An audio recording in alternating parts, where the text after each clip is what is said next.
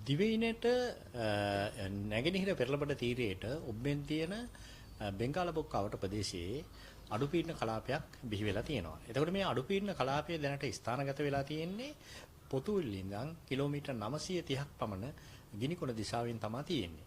හැබැයි මේකේ වර්ධනය වෙන ලකුණු හරිම දුර්වල තත්ත්වයක පවතින්නේ.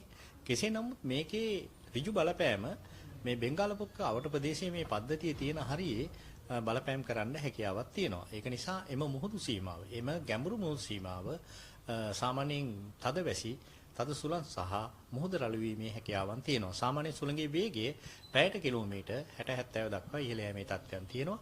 ඉතින් තද වැසිත් ඇති වෙනවා. එතකොට මේ පිළිබඳ දීවර හා නායක ප්‍රජාව අවධානය යොමු කරන්න කියන ඉල්ලීමත් අපි කියනවා. ඊට අමතරව අපි දිවයින වටා තියෙන මුහුදු තීරය ගත්තොත් විශේෂයෙන්ම හම්බන්තොට සිට පොතුවිල් හරහා තිරිකුණාමලේ දක්වා වෙරළබඩ තීරයට ඔබ්බෙන් තියෙන මුහුදු තීරයේ අපි තනින් තන වැසි හෝ ගිගුණු සහිත වැසි තත්ත්වයන් නිර්මාණය වෙනවා.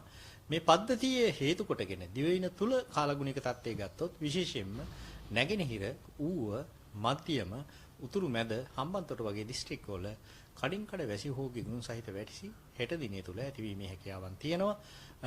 සාමාන්‍යයෙන් මධ්‍යම ඌව නැගෙනහිර වගේ පළාත්වල තරමක තදවැසි අපි අපේක්ෂා කරනවා මිලිමීටර් 75 100 මට්ටමේ වර්ෂාපතන තිබීමේ හැකියාවන් තියෙනවා. දිවයිනේ සෙසු ප්‍රදේශ ගත්තොත් ප්‍රධාන වශයෙන්ම නීති දිශාවේ නීති කොටස ගත්තොත් මේ නීති කොටසේ සන්ධ්‍යා කාලයේ හෝ රාත්‍රී කාලයේ වැසි හෝ ගිගුණු සහිත වැසි තත්ත්වයන් නිර්මාණය වෙනවා.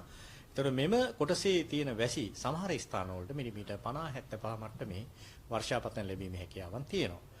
ඊට අමතරව අපිට කියන්න තියෙන්නේ උදේ කාලයේ දිවයිනේ නීති දිග කොටස විශේෂයෙන්ම බස්නාහිර සබරගමු දකුණු වයඹ වගේ පළාත්වල මීදුන් සහිත කාලගුණික තත්ත්වයක් තියෙනවා. උදේ කාලයේ සීතල කාලගුණික තත්ත්වයක් තියෙන්න පුළුවන්.